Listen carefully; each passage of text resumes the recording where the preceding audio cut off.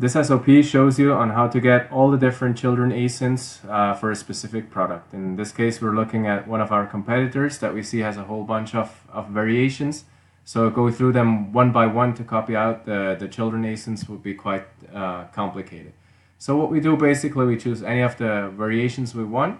Then we go into the URL and we copy out the ASIN of that specific child.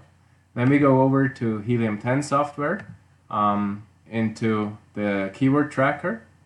We scroll all the way up and we add new product as if we were to monitor a new product.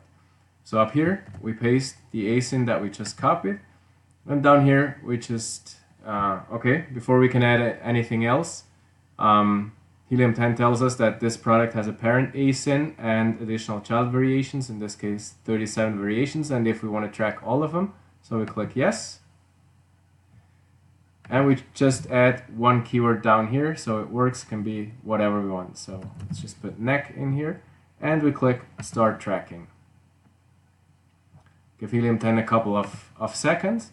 Now we see the new product added up here. And when we click here on the parent ASIN, then Helium-10 opens up the parent ASIN up here and all the different variations with their specifications.